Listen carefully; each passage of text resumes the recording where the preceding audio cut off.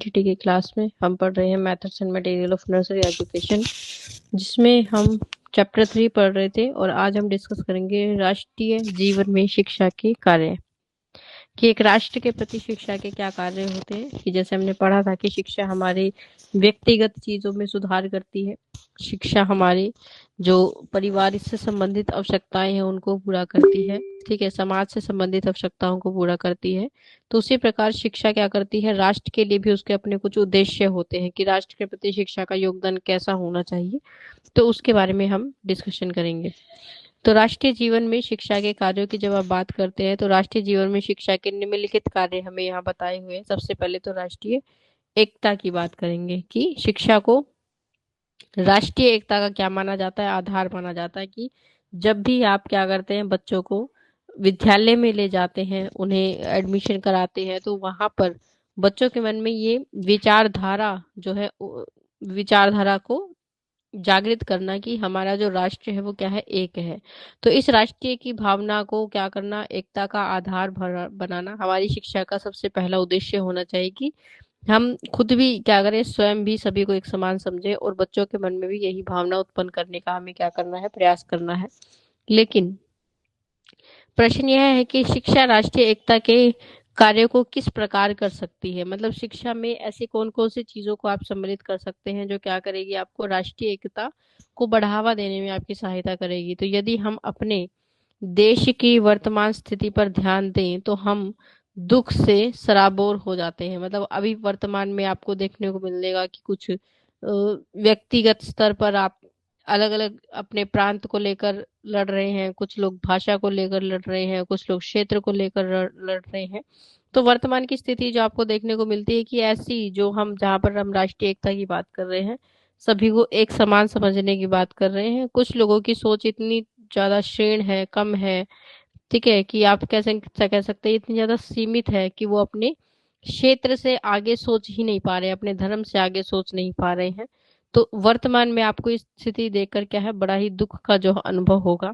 और आज हम प्रांतीयता, प्रांत मतलब आप अपने क्षेत्र को कह सकते हैं, सांप्रदायिकता यानी धर्म के आधार पर, जाति के आधार पर क्षेत्र में विश्वास करते हैं। और हम भाषा के प्रश्न पर लड़ते हैं कि भाषा के आधार पर हम एक नया राज्य चाहते हैं, भाषा के आधार पर हम नया अ, वो चाहते हैं, स्टेट चाहते हैं। तो ये जो मानसिकता है, ये जो विचारधारा, ये बहुत ही छोटी विचारधारा है, ठीक है। तो एक आप हमेशा याद रखिए इस बात को, जब भी कोई चीज संगठित होती है, एक जैसे आप एक देश का हिस्सा है, आपका प्रांत एक देश का हिस्सा, लेकिन अगर आप अलग हो जाएंगे तो आपकी कोई भी वैल्यू उतनी नहीं रहेगी। तो इस तरह की भावना को अपने मन से त्यागना जो है, उसका विचार आपके मन में आए ही ना, शिक्षा आपको इस प्रकार से विकसित करे। तो भाषा के प्रश्न पर अगर आप लड़ रहे हैं कि हमारी भाषा अच्छी है, या कुछ लोग जैसे बहुत सारे स्टेट ऐसे होते हैं जो हिंदी को अपनाना नहीं चाहते, तो ऐसी जो विचारधारा है उसका त्याग करना, बच्चों के मन में अच्छी भावनाओं को लेकर आना जो है, वो राष्ट्रीय शिक्षा का उद्देश्य होता है, ठीक है। तो आप कह सकते हैं कि राष्ट्रीय शिक्षा हमारे लिए क्या करती है, कि शिक्षा के राष्ट्रीय कार्यों में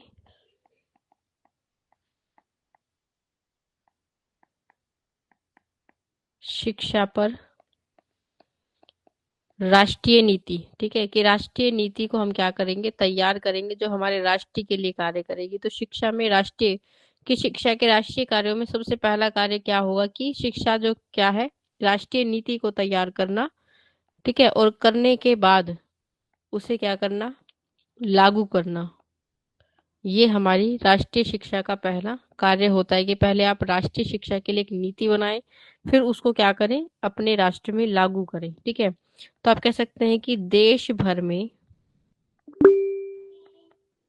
जितने भी क्या है, शैक्षणिक संस्थान हैं, शैक्षणिक संस्थानों की पहुंच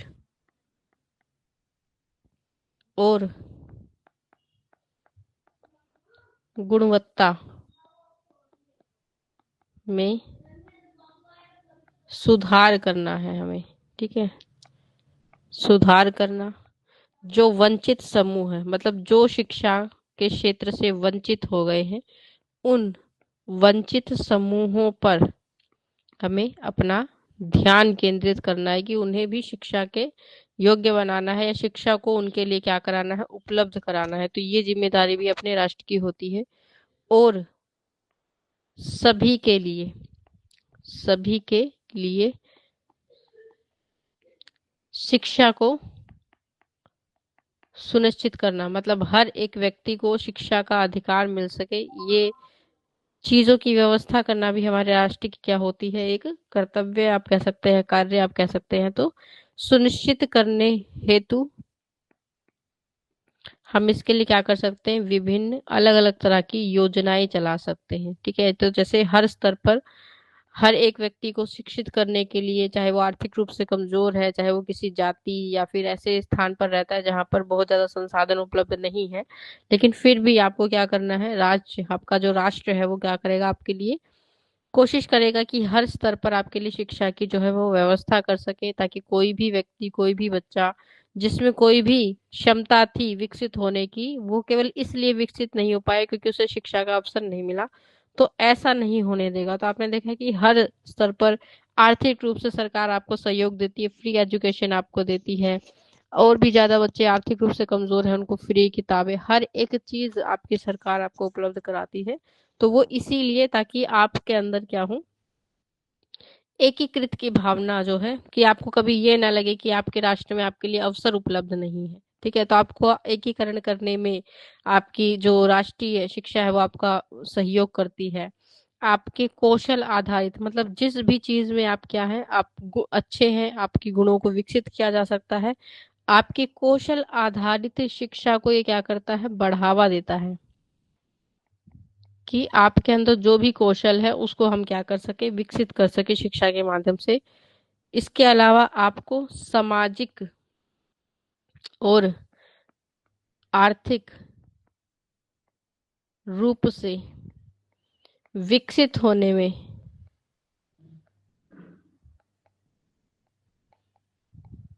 बढ़ावा देती है आपकी राष्ट्रीय शिक्षा।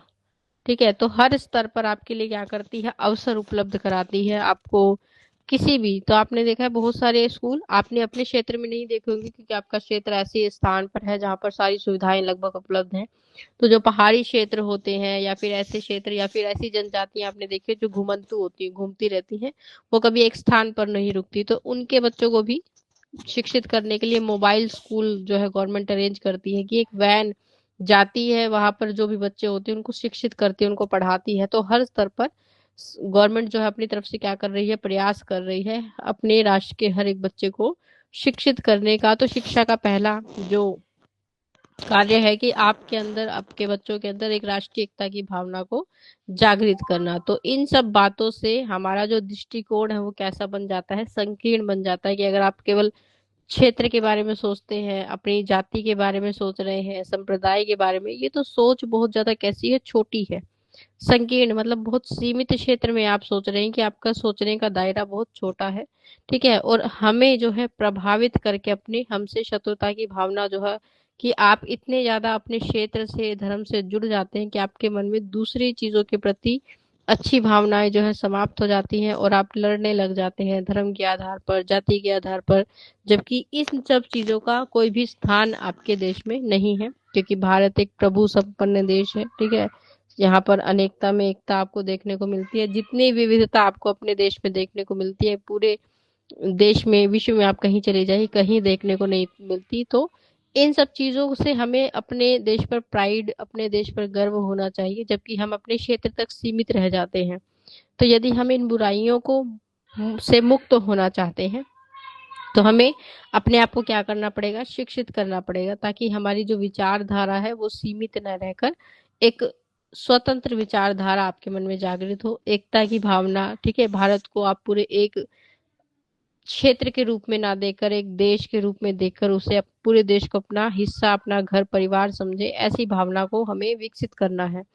तो शिक्षा से ही हम कैसे हो सकते हैं दोष मुक्त, कि आपके अंदर जो भी चीजों के प्रति भावनाएं हैं, जो भी चीजों के प्रति आपके अंदर विचारधाराएं हैं, उनको दोषों से मुक्त किया जा सकता है केवल शिक्षा के आधार पर। तो एकता के सूत्र में जब हम बांधने की बात करते हैं कि हर एक व्यक्ति को हमें क्या करना है, अपने देश से जोड़ना है, तो इसी को हम क्या कहते हैं, राष्ट्रीय एकता का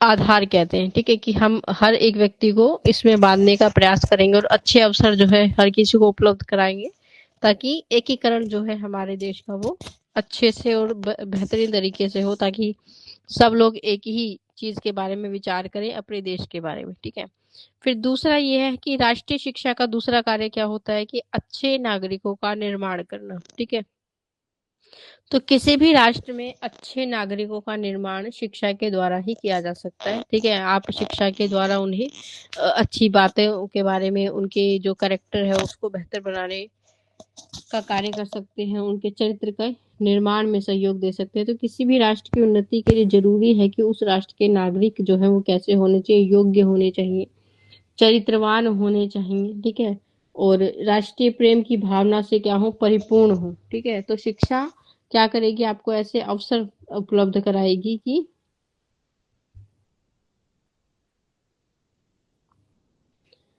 आपके अंदर राष्ट्रीय भावना जो है वो विकसित हो। अतः शिक्षा बालक को इस योग्य बनाती है कि वह अपने कर्तव्यों और अधिकारों का क्या कर सके, पालन कर सके। तो इसलिए आपको शिक्षित होना, ठीक है, वो आपके लिए बहुत जरूरी है।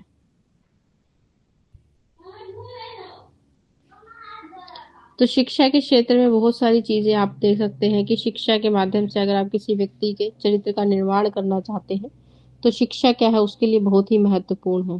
ठीक है, तो हम कहेंगे कि जो शिक्षा है, ठीक है, ये चरित्र निर्माण के लिए, कि अगर आप किसी व्यक्ति के व्यक्तित्व की बात करते हैं, उसके अंदर चाहते हैं कि अच्छी भावनाओं का विकास हो, अच्छी चीजों को वो ग्रहण करे, तो उसे हम कहते हैं कि चरित्र निर्माण की क्या है, एक प्रक्रिया है कि उसे शिक्षित होना पड़ेगा। ठीक है, और शिक्षित होने से मतलब है कि उसके पास क्या हो, ज्ञान हो, उसे मूल्यों के बारे में पता हो। ठीक है, उसके मन में क्या हो, नैतिकता की भावना का हम क्या करें, समावेश करें। ठीक है, उसके अंदर अच्छी आदतों का क्या हो, निर्माण हो। ठीक है, वो आदतें जो आप चाहते हैं कि हर व्यक्ति में होनी चाहिए, उनका निर्माण हो। ठीक है, तो इससे क्या होता है कि शिक्षा के माध्यम से आप व्यक्ति में, किसी व्यक्ति के अंदर आप क्या कर सकते हैं, सहानुभूति को विकसित कर सकते हैं।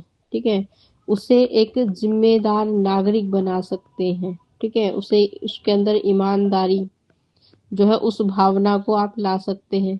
दूसरे के प्रति सम्मान करें, ऐसे हम गुणों को क्या करना चाहते हैं, गुणों को विकसित करना चाहते हैं। जब आप बात करते हैं किसी अच्छे चरित्र की, तो उसके अंदर ये सारे गुण जो है वो विद्यमान होने चाहिए। ठीक है, तो जिससे क्या होता है कि वो एक जिम्मेदार व्यक्ति बनते हैं, नैतिक नागरिक बनते हैं, और शिक्षा जो है उनकी आलोचनात्मक सोच को कम करती है। आलोचनात्मक होता है कि हम हर चीज में जब बुराई ढूंढ रहे हैं, तो उस सोचने की प्रवृत्ति को ये बदल देती है और आपको अच्छे निर्णय लेने के लिए, ठीक है, क्या करती है, आपको निर्णय लेने का जो कौशल है, उस कौशल को ये विकसित करती है, उस कौशल को ये बढ़ावा देती है। ठीक है, और आपके अंदर क्या लेकर आती है, सामाजिक जागरूकता लेकर आती है। सामाजिक रूप से आप क्या बनते हैं, जागरूक व्यक्ति बनते हैं।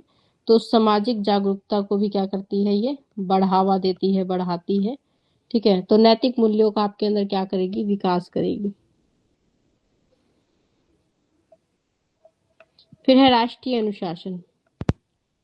राष्ट्रीय अनुशासन की जब हम बात करते हैं तो शिक्षा के द्वारा राष्ट्रीय अनुशासन के कार्यों पर हम क्या कर सकते हैं, बल दिया जा सकता है कि आपको राष्ट्र के अनुशासन सिखाया जाए। और हमने अपनी स्वतंत्रता कुछ ही वर्षों पहले प्राप्त की है। ठीक है, मतलब आपको जो है एक लंबी आपने एक समय व्यतीत करा है। ठीक है, और उसके बाद ये स्वतंत्रता आपको प्राप्त हुई है, तो इसको बनाए रखना बहुत जरूरी है। और उसे बनाए रखने के लिए ये बहुत जरूरी है कि परिश्रम करा जाए, सतर्कता मतलब सचेत होना चाहिए व्यक्ति। आवश्यकता है कि परंतु केवल इन्हीं काम इनसे ही काम नहीं चलेगा, हमें प्रत्येक संगठन कुशलता और बलिदान के गुणों को हमें क्या करना चाहिए, अपनाना चाहिए। ठीक है, कि अच्छी चीजों को हमें अपने देश का हिस्सा बनाना चाहिए, ताकि हम अपने राष्ट्रीय अनुशासन को क्या कर सके, बनाकर रख सके। हर व्यक्ति को ये पता होना चाहिए कि आपके पास जो स्वतंत्रता है वो आपको ऐसे ही नहीं मिली है, ठीक है। उसके लिए बहुत प्रयास किए गए हैं, लोगों ने बहुत बलिदान दिए हैं, एक लंबा समय संघर्ष का हमने बिताया है। तो आप देखेंगे कि आज की जनरेशन या अब जो बच्चे हैं उनको उस भावनाओं से हमें अवगत कराना चाहिए। तो उनके अंदर इस चीजों को लाने के लिए शिक्षा के माध्यम से हम उनके अंदर इस भावना का निर्माण कर सकते हैं कि स्वतंत्रता जो है वो कैसे हमें प्राप्त हुई है, उनके इस भावना से जोड़ना है, ठीक है। और हमें उन्हें ये बताना है कि इसे बनाए रखने के लिए भी हमें क्या करने पड़ेंगे, बहुत सारे प्रयास करने पड़ेंगे। तो इसके लिए क्या है, चाहिए आपको एक अनुशासन जो है अपने देश में लागू करना है और उसे बनाए रखने की कोशिश करनी है, ठीक है। तो शिक्षा के माध्यम से हम क्या कर सकते हैं, व्यक्ति जो है वो एक जिम्मेदारी की भावना को हम क्या कर सकते हैं, विकसित कर सकते हैं। और उन्हें अनुशासन सिखा सकते हैं, ठीक है, कि स्वयं पर क्या करना है, नियंत्रण करना है, ठीक है। किस प्रकार से उन चीजों पर फोकस करना है जो हमारे देश के लिए अच्छी है, ठीक है। ऐसी चीजों का त्याग करना है जो देश को पतन की तरफ लेकर जाती हैं। अपने हित के बारे में नहीं, देश के हित के बारे में सोचना है। तो इस भावना का हमें क्या करना है, उनके अंदर विकास करना है, जिससे कि वो अपनी पढ़ाई और अन्य कार्यों पर क्या देंगे, ध्यान देंगे, जो उनकी एज के लिए उपयुक्त है। उनको इन कार्यों में क्या करना चाहिए, अपना ध्यान लगाना चाहिए। तो इस प्रकार की चीजों पर क्या है, उनका ध्यान केंद्रित अगर हम कर पाते हैं तो आप क्या है, एक अनुशासित नागरिक का निर्माण कर पाएंगे, ठीक है। और इससे क्या होता है, हम एक सकारात्मक सकारात्मक का मतलब होता है पॉजिटिव सोचना। तो सकारात्मक बातचीत करना सीखते हैं, मतलब हमेशा चीजों से अच्छी चीजों को निकालना। परिस्थितियां बुरी भी हैं तो हमें उसमें से पॉजिटिविटी के आधार पर चीजों को देखना है, और उससे अपने लिए जो बेस्ट है उसका चुनाव करना है, और उससे अपने जीवन को आगे बढ़ाना है, अपने देश के लिए कार्य करना है, ठीक है। तो आप कहेंगे कि इससे क्या होता है, एक पॉजिटिव सकारात्मक जो है बातचीत करना हम सीखते हैं, जिससे क्या मिलता है, एक सहयोगी और सम्मानजनक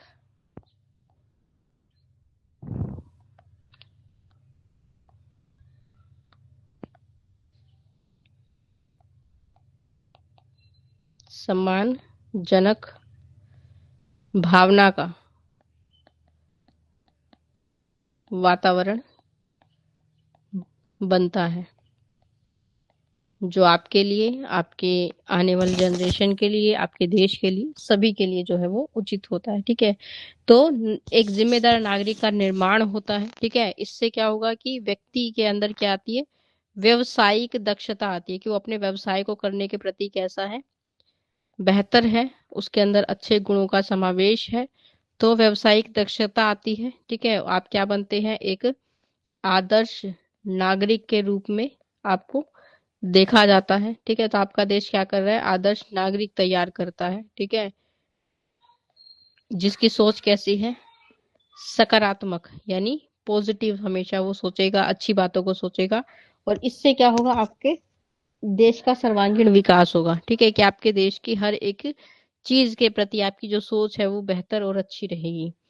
तो इन गुणों की सहायता से हम क्या कर सकते हैं, राष्ट्रीय एकता और स्वतंत्रता को बनाए रख सकते हैं, ठीक है। और इन गुणों के विकास के आधार पर राष्ट्रीय अनुशासन को हम क्या दे सकते हैं, बढ़ावा दे सकते हैं। अतः शिक्षा राष्ट्रीय अनुशासन के कार्यों की क्या है, अवहेलना नहीं करनी चाहिए। मतलब कि हमें शिक्षा में उन चीजों को सम्मिलित करना चाहिए जो राष्ट्रीय हित को बढ़ावा दे, ठीक है। और ऐसी चीजों को अगर आप क्या करते हैं, सम्मिलित करते हैं, तो एक राष्ट्रीय अनुशासन की भावना जो है व्यक्ति के अंदर जागृत होती है।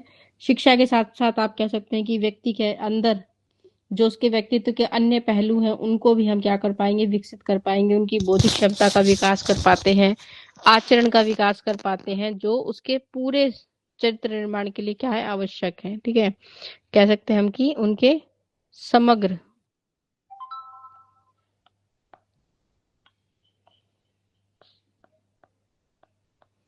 समग्र चरित्र निर्माण के लिए आवश्यक है। तो उनके पूरे चरित्र का निर्माण जो है इससे आधार पर हम कर सकते हैं।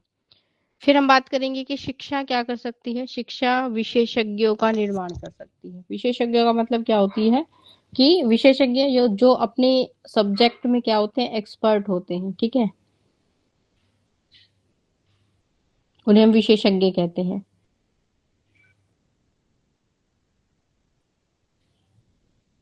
तो प्रत्येक राष्ट्र की उन्नति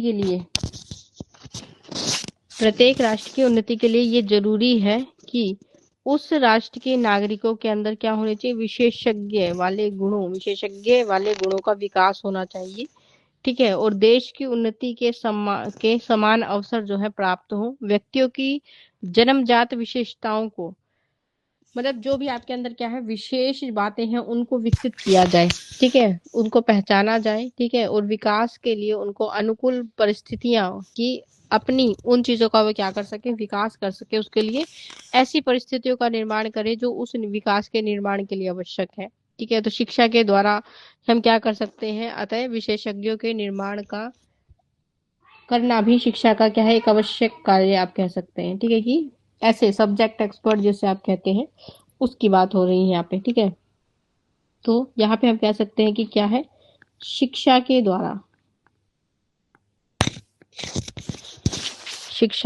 द्वारा हमें किसका निर्माण करना है,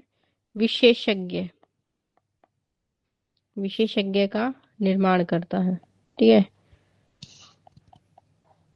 और ये क्या है, एक व्यवस्थित प्रक्रिया है, ठीक है। विशेषज्ञ से आप क्या समझते हैं, विशेषज्ञ होता है कि जैसे जो स्पेशलिस्ट होते हैं, और ये हर फील्ड में होते हैं, ठीक है। कि क्या होते हैं, हर क्षेत्र में होते हैं ये, ठीक है। हर क्षेत्र में होने का मतलब क्या होता है, जैसे आपने देखा है कि आप डॉक्टर के पास जाते हैं, ठीक है। अगर आप सामान्य रूप से बीमार हैं तो एक जनरल फिजिशियन, एक सामान्य जो डॉक्टर है, वो आपको मेडिसिन देता है, आप ठीक हो जाते हैं। लेकिन जब आपको ये लगता है कि बीमारी कोई पर्टिकुलर है, ठीक है, तो मान लीजिए आपको हड्डियों की समस्या है, बोन से संबंधित, तो आप क्या करते हैं, हड्डियों के डॉक्टर के पास जाते हैं। तो उसे हम क्या कहते हैं, वो क्या है, विशेषज्ञ है, ठीक है। वो क्या है, विशेषज्ञ है। वो अपने जो फील्ड है उसमें विशेष बातों की नॉलेज रखते हैं, ठीक है। विशेष ज्ञान उन्होंने इस क्षेत्र में अर्जित किया है, तो हम उसे विशेषज्ञ कहते हैं, ठीक है। तो जैसे आप आंखों के डॉक्टर के पास जा रहे हैं, तो वो सिर्फ आंखों के लिए क्या है, विशेष है। या फिर आप कह सकते हैं हर क्षेत्र में। तो जैसे आपने देखा है कि जब आप स्कूल में पढ़ते थे या आप पढ़ाने जाएंगे, तो वहां पर प्राइमरी जो अध्यापक होते हैं वो सामान्य होते हैं, वो कोई भी सब्जेक्ट पढ़ा सकते हैं, ठीक है। माध्यमिक स्तर पर, मिडिल स्तर पर आपको जो अध्यापक मिलते हैं वो भी कैसे होते हैं, सामान्य होते हैं। लेकिन जब हायर लेवल की आप बात करते हैं, ठीक है, तो हायर लेवल पर जहां पर हम बात करते हैं 9th से लेकर 12th तक, तो आपने देखा वहां पर हर सब्जेक्ट के क्या होते हैं, विशेषज्ञ होते हैं। कि हिंदी के जो अध्यापक होंगे वे केवल हिंदी पढ़ाते हैं और कोई सब्जेक्ट नहीं पढ़ाएंगे। तो आप कह सकते हैं कि वो अपने फील्ड में क्या लिए हुए हैं, विशेष ज्ञान लिए हुए हैं, जो सामान्य नॉलेज से थोड़ा सा क्या होता है, ऊपर होता है। या फिर मान लीजिए आप पीएचडी करते हैं, ठीक है, और फर्दर एजुकेशन ग्रहण करते हैं या ग्रेजुएशन करते हैं, तो वहां पर जो अध्यापक आपको पढ़ाते हैं वो क्या कहलाते हैं, विशेषज्ञ कहलाते हैं। वो स्पेशल उस सब्जेक्ट के लिए उन्होंने अपनी नॉलेज को, अपनी क्वालिफिकेशन को क्या किया है, बढ़ाया है, तो उनको हम विशेषज्ञ कहते हैं। तो ऐसे हर फील्ड में आपको देखने को मिलते हैं, बिजनेस में, ठीक है, हर हर एक क्षेत्र में आपको ये विशेषज्ञ देखने को मिलते हैं। तो ऐसे मतलब जिसके अंदर ऐसी क्षमता है खुद को विकसित करने की, कोई गुण है उस व्यक्ति के अंदर, तो हमें क्या करना है, उस गुण को हम विकसित जब कर पाएंगे जब आप उसे क्या देंगे, संसाधन उपलब्ध कराएंगे, ठीक है। तो जैसे डांस के क्षेत्र में आपने देखा है कि बहुत सारे विशेषज्ञ होते हैं, सिंगिंग के क्षेत्र में होते हैं, आर्ट के क्षेत्र में होते हैं, भाई बहुत बड़े बड़े पेंटर्स के नाम आपने सुने होंगे, कविता लिखने वाले जो कवि होते हैं उनके बारे में, ठीक है। तो वो क्या है, विशेषज्ञ है, उन्हें बहुत ज्ञान है अपने क्षेत्र का। तो उसी को तो आप कह सकते हैं कि जिससे हमें क्या करना है, जिसमें जो छात्र है, छात्र को ऐसा ज्ञान, कौशल और अनुभव, एक्सपीरियंस भी हो, ठीक है, के माध्यम से किसी विशेष क्षेत्र में निपुण बनाना, ठीक है, निपुण बनाया जाता है। ठीक है, तो जैसे आप मान लीजिए आप अध्यापक बनना चाहते हैं तो आपको अध्यापक के क्षेत्र में क्या बनाया जाएगा, बेहतर बनाया जाएगा, आपके कौशल को विकसित किया जाएगा। तो ऐसे ही कोई बच्चा अगर डॉक्टर बनना चाहता है, इंजीनियर बनना चाहता है, तो वो विशेषज्ञ कहाँ से आते हैं, हमारे ही देश से, हमारे ही नागरिक होते हैं। लेकिन वो विशेषज्ञ तब बनेंगे जब आप उनको क्या करेंगे, अवसर उपलब्ध कराएंगे, वैसी शिक्षा का प्रबंध उनके लिए किया जाएगा।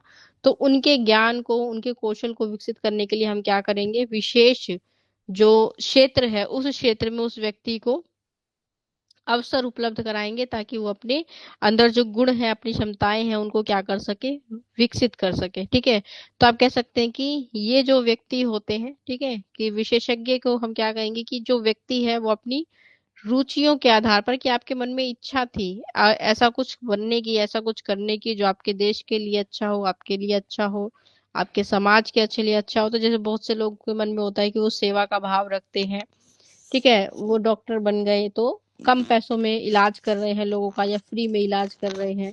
तो ऐसे क्या करना, अपनी क्षमताओं को विकसित करना, उस आधार पर क्या करना, विकास करना। या अपने देश के लिए आप काम करना चाहते हैं तो उस स्तर पर जाकर किसी ऐसी चीज का निर्माण करना, जो जैसे कृषि के क्षेत्र में आपने देखा नई नई औद्योगिक चीजें आती रहती हैं, मशीनीकरण आ गया है। तो ये सारी चीजें क्या है, मनुष्य के द्वारा बनाई गई हैं, और ऐसे ही लोगों के द्वारा बनाई गई हैं जिन्होंने इस चीज में क्या लिया, इंटरेस्ट लिया, कि वो कृषि के क्षेत्र में इंटरेस्टेड थे, उन्होंने कुछ ऐसा नया बनाया जिससे फसल जल्दी हो जाती है। आपने देखा है कि कम समय में ज्यादा लागत आप जो है उगा सकते हैं। तो ऐसी जो चीजें हैं वो क्या करती हैं, आपको इन सब चीजों में विकसित होने का क्या मिलेगा, प्रशिक्षण मिलेगा, आपको ट्रेनिंग दी जाएगी, ताकि आप जिस भी क्षेत्र में जाना चाहते हैं, जिस भी फील्ड से जुड़ना चाहते हैं, उस आधार पर क्या हो, आपके अंदर नैतिक मूल्यों का निर्माण किया जाए। ठीक है, तो उसको, उस पर हम क्या करते हैं, ध्यान केंद्रित करते हैं, उस पर फोकस करते हैं, और इस आधार पर हम बच्चे को क्या करते हैं, विकसित करते हैं। तो इसको हम कहेंगे कि विशेषज्ञों का निर्माण करना। तो आपके लिए ज्ञान का आधार बनाया जाएगा, ठीक है, कि किस तरह का आपके अंदर कौशल विकसित किए जाएंगे, आपको व्यावसायिक परीक्षण दिया जाएगा, निरंतर सिखाया जाएगा। ठीक है, तो ये सारी चीजें क्या करेंगी, आपके अंदर एक विशेषज्ञ का निर्माण करेंगे, आप अपने क्षेत्र में एक विशेष व्यक्ति के रूप में जो है वो जाने जाएंगे। फिर है नागरिक और सामाजिक कर्तव्यों की भावना का समावेश करना, कि व्यक्ति के अंदर एक अच्छे नागरिक होने की, एक सामाजिक कर्तव्यों के प्रति जो भावना है, कि समाज में जब आप जुड़ रहे हैं, सामाजिक तौर पर एक व्यक्ति के रूप में आप समाज का हिस्सा बन रहे हैं, तो उस आधार पर आपकी क्या है, कुछ जिम्मेदारियां हैं समाज के प्रति, कुछ आपके कर्तव्य होते हैं, उनका निर्वहन कैसे करना है। तो उस भावना का समावेश करना, कि आपके अंदर ये चीज को डेवलप करना, कि अगर आप समाज का हिस्सा है तो आपको उसके लिए कुछ ना कुछ करना पड़ेगा, उनके नियमों को आपको क्या है, अपनाना पड़ेगा। तो इस भावना का निर्माण करना भी किसका, शिक्षा का कार्य है। तो नागरिक और सामाजिक कर्तव्य यानी लोकतंत्र की आधारशिला है, कि आप अगर अपने देश को लोकतंत्र के रूप में देखना चाहते हैं, उसे बनाए रखना चाहते हैं लोकतंत्र को, तो इसके लिए क्या है, आपको नागरिक के रूप में और सामाजिक कर्तव्यों का क्या करना पड़ेगा, एक बेस बनाना पड़ेगा, कि कुछ चीजें जो है समाज की, वो ऐसे नियम हैं जो आपके समाज को चलाने के लिए बहुत उपयुक्त हैं, आपके समाज का हिस्सा है, उन्हें आप अलग नहीं कर सकते। और अगर इनका क्या होता है, अभाव होता है, अगर आप अपनी मनमानी कर रहे हैं, समाज के आधार पर नहीं चलेंगे, धर्म निरपेक्ष राज्य की सफलता के बारे में सोचना केवल क्या रह जाएगा, सपना। कि आप अगर ये सोचते हैं कि आपके पास एक ऐसा देश होगा जहां पर धर्म के आधार पर लोगों के अंदर मतभेद या ऐसी भावना नहीं होगी, तो ऐसा सोचना केवल आपके लिए क्या होगा, एक स्वप्न की तरह हो जाएगा, एक सपना हो जाएगा जो कभी पूरा नहीं होगा। तो इसके लिए आपको क्या करना है, अपने देश के नागरिकों के अंदर इस भावना को जागृत करना है। ठीक है, कि एक अच्छे नागरिक और सामाजिक स्तर पर आपको अपने समाज की जो भी रीति है, रिवाज हैं, ठीक है, या फिर जो भी आपके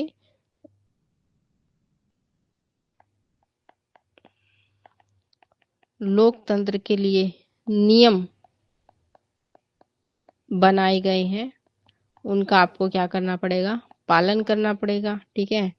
और अगर आप ऐसा करते हैं तो आप अपने राष्ट्र को एक धर्म निरपेक्ष, जहां पर धर्म के आधार पर व्यक्ति पर भेदभाव नहीं किया जाएगा, राज्य बनाने में सफल हो पाएंगे।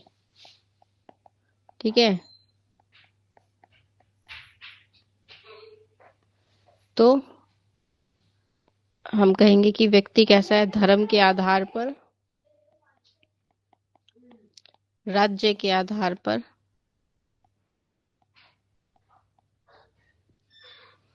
जाति के आधार पर हमें क्या करना, उनके अंदर एक समान भावना को विकसित करना है। ठीक है, कि चाहे आप किसी भी राज्य से, किसी भी जाति से, किसी भी धर्म से हैं, लेकिन सभी क्या है हमारे देश में एक समान है। ठीक है, किसी में कोई भी भेदभाव नहीं किया जाएगा। ठीक है, सभी को एक समान रूप से देखा जाएगा। तो ऐसी भावना का हमें क्या करना, उसके अंदर समावेश करना है। तो आप कह सकते हैं कि शिक्षा का जो कार्य है, शिक्षा का कार्य है कि वह लोगों को इस प्रकार से शिक्षित करे कि नागरिक के रूप में वे अपने देश के प्रति और व्यक्ति के रूप में समाज के प्रति अपने कर्तव्यों को समझे और उनका क्या करें, निर्वहन करें, उनका पालन करें। ठीक है, कि अगर आप अपने आप को एक देश के नागरिक के रूप में देखना चाह रहे हैं तो आप अपने देश के प्रति ईमानदार रहेंगे। अगर समाज के कर्तव्यों को पूरा कर रहे हैं तो समाज के प्रति क्या रहेंगे, ईमानदार रहेंगे। समाज की जो नियम है, जो चीजें हैं, उनको अपनाएंगे, उनका पालन करेंगे और एक अच्छे नागरिक के रूप में वो उन्हीं कार्यों को समर्थन देंगे जो आपके देश के लिए, आपके समाज के उत्थान के लिए, उन्नति के लिए जो है अच्छे हैं। उनका आप क्या करेंगे, सहयोग करेंगे, सभी के प्रति प्रेम भाव रखेंगे। ठीक है, सभी को अपना भाई या बहन के माध्यम से जो है संबोधित करेंगे ताकि आप अपने देश में राष्ट्रीय एकता को बनाए रखें।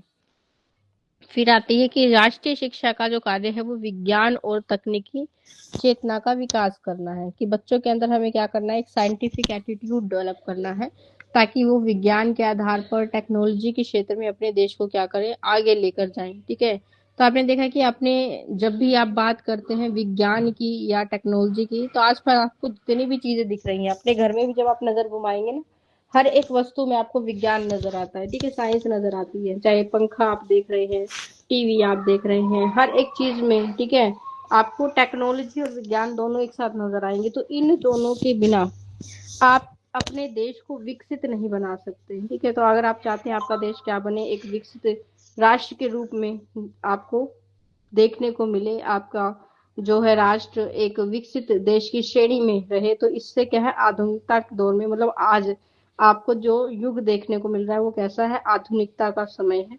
और इस दौर में प्रत्येक राष्ट्र को अगर आप उन्नति के स्तर पर देखना चाहते हैं तो आपके नागरिकों में क्या होना चाहिए, वैज्ञानिक और तकनीकी साधनों का विकास होना जरूरी है।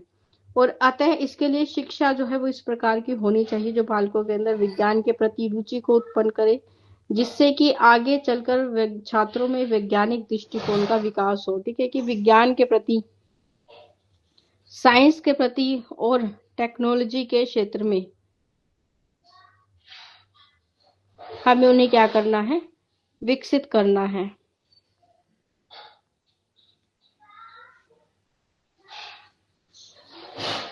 तो विद्यालयों में आयोजित होने वाली पाठ्य सहगामी क्रियाएं जैसे विज्ञान का मेला, प्रदर्शनी के माध्यम से बच्चों के अंदर वैज्ञानिक आविष्कारों के प्रति सकारात्मक दृष्टिकोण उत्पन्न करना और वो देश और उन्नति के विकास में अपने योगदान को समझ सकें, ऐसी भावना को हमें क्या करना है, विकसित करना है। ठीक है, तो हम कह सकते हैं कि शिक्षा कैसी होनी चाहिए, जो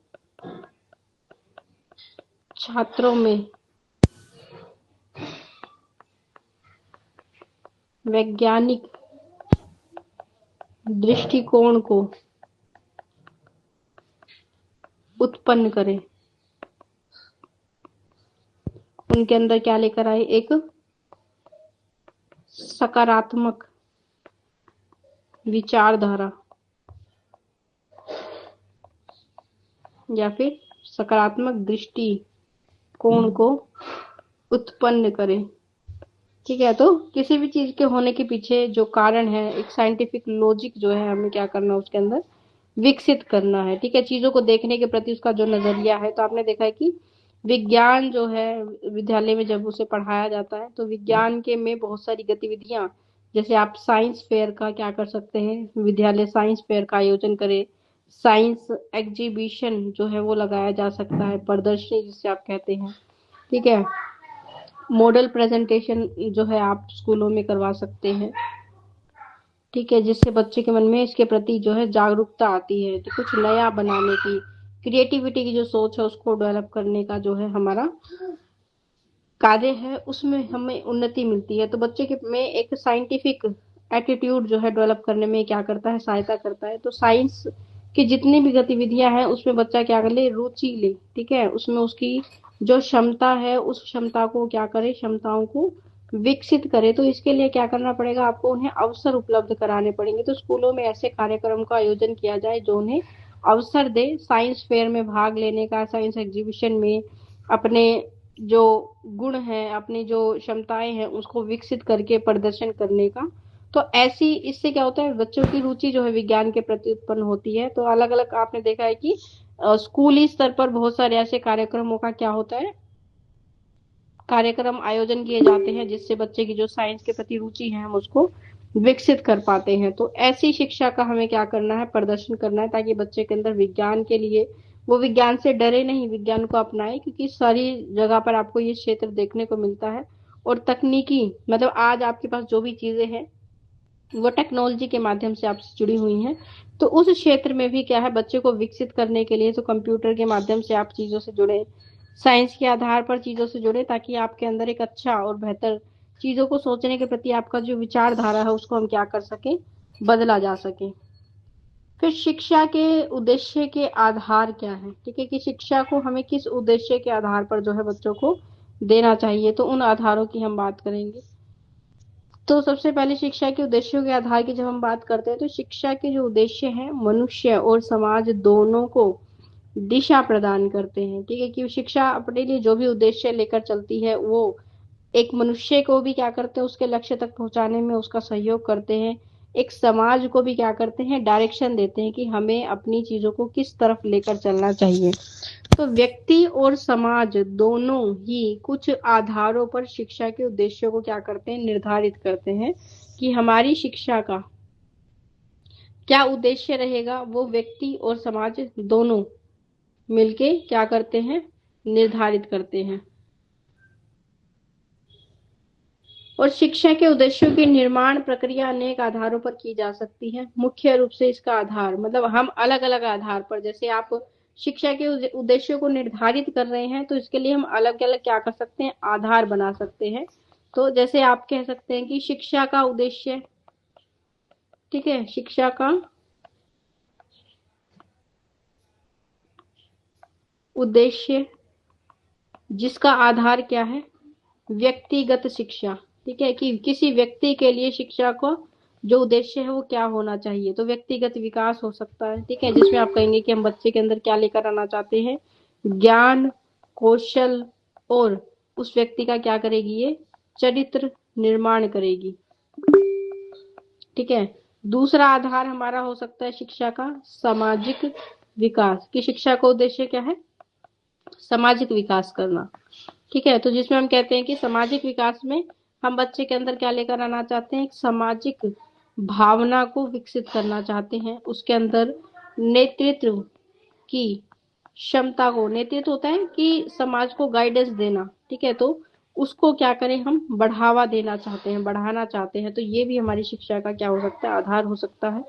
तीसरा आधार हमारी शिक्षा का हो सकता है, आप कह सकते हैं कि शिक्षा का उद्देश्य किसके लिए, व्यवसायिक विकास के लिए।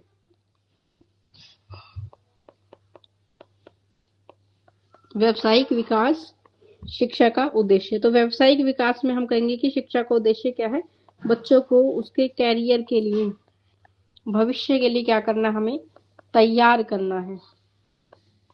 ठीक है, ताकि शिक्षा के क्षेत्र में या शिक्षा के लिए उसने जो भी लक्ष्य लिए हैं उस लक्ष्य को क्या कर सके, वो पूर्ण कर सके। समाज के लिए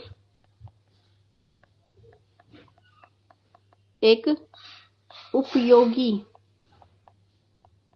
सदस्य बने, और बनने के साथ साथ जो जीवन की चुनौतियां हैं, मतलब आपको हर जगह स्ट्रगल देखने को मिलेगा। अगर आप किसी चीज को प्राप्त करना चाहते हैं तो उसके लिए आपको मेहनत करनी पड़ेगी। तो जितनी भी चुनौतियां आती हैं उन चुनौतियों का क्या कर सके, वो सामना करने की उसके अंदर क्षमता हो। तो ऐसे हमारे क्या हो सकते हैं, अलग अलग स्तर पर शिक्षा के उद्देश्य हो सकते हैं। तो उसके लिए हमें क्या करना है, उसको सक्षम बनाना है। ठीक है, तो व्यक्तिगत स्तर पर बहुत सारी चीजों का विकास करने के लिए, तो इसी आधार पर हमें यहाँ पर दिए गए हैं कि क्या, शिक्षा के मुख्य आधार। ठीक है, और सबसे पहला आधार हमारा क्या है, दार्शनिक शिक्षा। ठीक है, दार्शनिक आधार कि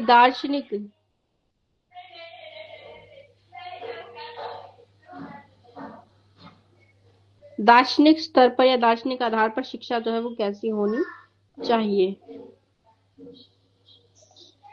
तो दार्शनिक आधार की जब हम बात करते हैं तो शिक्षा के उद्देश्यों का निर्माण हमने दार्शनिक आधारों पर जब किया है तो इसका मतलब है कि आदर्शवाद, प्रकृतिवाद और प्रयोजनवाद जो है शिक्षा का आधार होना चाहिए। यथार्थवाद से वो अपने आप अपने अपने स्तर पर क्या हो, जुड़ी हो। और शिक्षा जो है ढंग से शिक्षा के उद्देश्यों का हमें क्या करना है, निर्धारण करना है। तो जब भी आप बात कर रहे हैं किसकी, दार्शनिक आधार की, तो इसमें जो दार्शनिक आधार है वो ये कहता है कि दार्शनिक आधार, और इसमें आप कह सकते हैं कि शिक्षा का उद्देश्य क्या होगा, शिक्षा का उद्देश्य व्यक्ति के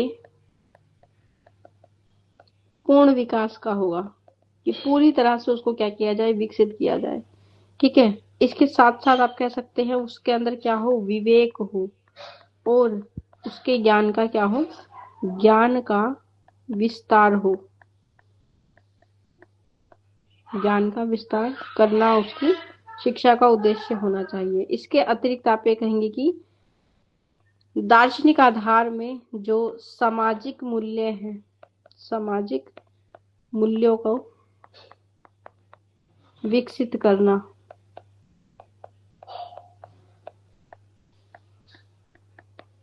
जीवन के अर्थ को समझना,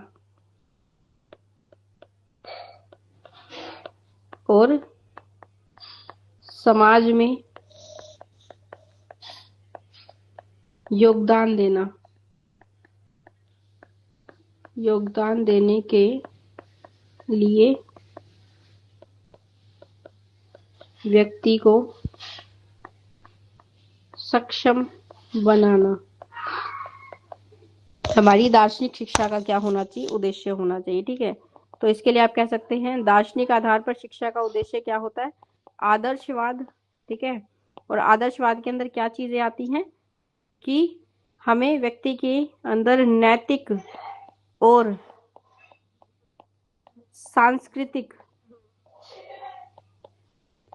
मूल्यों को स्थापित करना है। इसी को हम आदर्शवाद कहते हैं, मूल्यों को स्थापित करना है। ठीक है, जिससे क्या हो, वो दूसरों को योगदान देने के लिए व्यक्ति को उच्च आदर्शों के लिए प्रेरित करना और उसे वास्तविक रूप से क्या कराना, परिचित करना। दूसरा हमारा उद्देश्य कैसा है, यथार्थवाद का। ठीक है, यथार्थवाद में व्यक्ति का उद्देश्य क्या होता है कि विद्यार्थियों को वास्तविक और व्यवहारिक ज्ञान प्रदान करना, इसे हम यथार्थवाद बोलते हैं। ठीक है, फिर आता है प्रगति। ठीक है। प्रगतिवाद, प्रगति लिखा हुआ है यहाँ पे, प्रगतिवाद आएगा। ठीक है। और प्रगतिवाद शिक्षा का आधार क्या होता है? प्रगतिवाद शिक्षा में शिक्षा का आधार क्या होगा कि व्यक्तिगत विकास और वास्तविक दुनिया की समस्याओं का समाधान खोजना।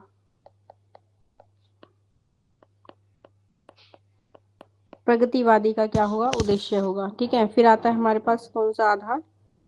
प्रयोजनवाद। प्रयोजनवाद का मतलब होता है जिसमें क्या हो?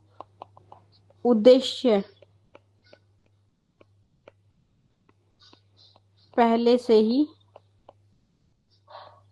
नियोजित हो, पहले से ही हमने क्या है उसके उद्देश्य को निर्धारित कर लिया है और उसके लिए हम क्या करते हैं? प्रयोजन, यानी कि किसी प्रकार की आपने प्लानिंग करी है, या फिर आप कह सकते हैं कि योजना के साथ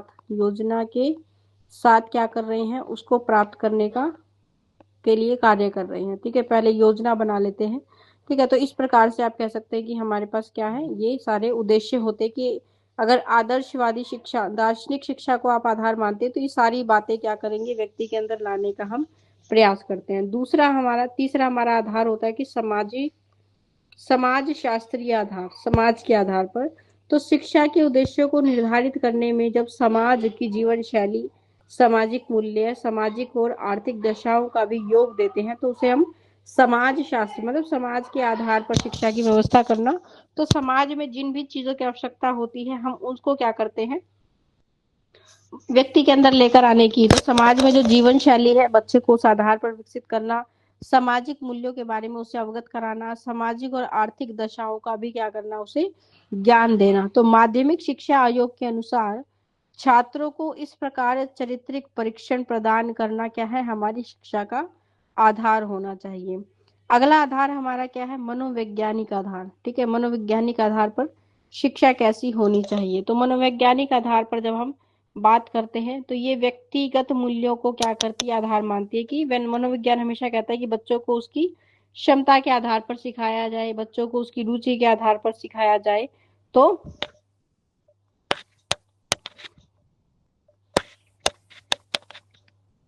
मनोवैज्ञानिक आधार ये हमें ये बताते हैं कि वे व्यक्तिगत मूल्यों के आधार पर बच्चों को शिक्षित करने का क्या होता है? इनका उद्देश्य होता है।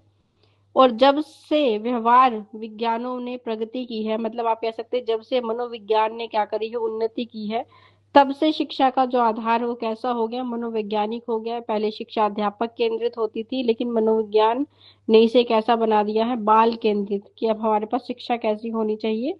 बच्चों के आधार पर। ठीक है। तो इस शिक्षा का उद्देश्य क्या होता है कि छात्र कैसे सीखे? कि छात्रों को तथ्यों के आधार पर, तथ्यों के आधार पर क्या करना? उनको समझाना। ठीक है।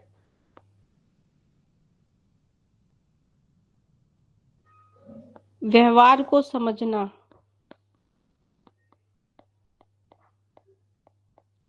अनुभव के आधार पर सीखना,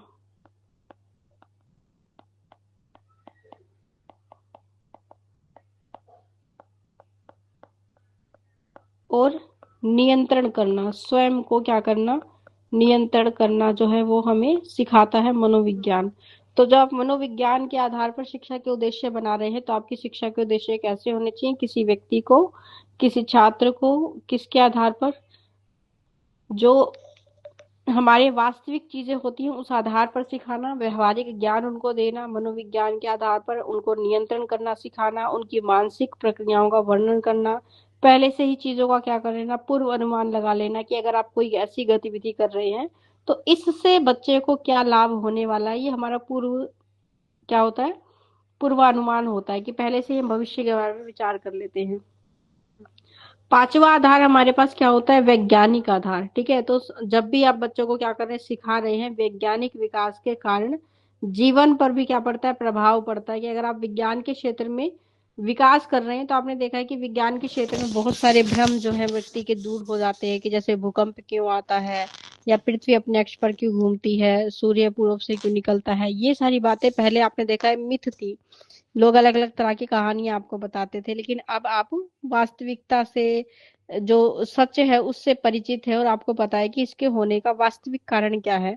तो ये सारी बातें आपको क्या करती हैं? अंधविश्वास से दूर करती हैं, आपके अंदर एक वैज्ञानिक दृष्टिकोण उत्पन्न करती हैं, चीजों के बारे में अलग से विचार करने की भावना को उत्पन्न करती हैं, किसी चीज के होने के पीछे एक जो कारण है, वास्तविक कारण, उसको खोजने के लिए प्रेरित करती हैं, चीजों को जानने के लिए आपके अंदर जिज्ञासा उत्पन्न करती हैं, यथार्थ से आपको क्या कराती हैं? परिचित कराती हैं, कि अब आप भ्रम में, अंधविश्वासों में नहीं फंसे हैं। ठीक है, और ऐसे अंधविश्वासों के द्वारा व्यक्तियों का बहुत ज्यादा शोषण होता था, उसको हम बहुत हद तक कम कर चुके हैं। ठीक है, चांद की कल्पना में खोने वाला कवि आज विज्ञान के पंख पर बैठकर चांद तक पहुंच भी जाता है। कि पहले हम केवल कल्पनाओं में चांद तक पहुंचते थे, लेकिन आज साइंस या वैज्ञानिक चीजों के आधार पर आप वास्तविकता में चांद पर क्या रख सकते हैं? अपने पैर रख सकते हैं, उसको देख सकते हैं।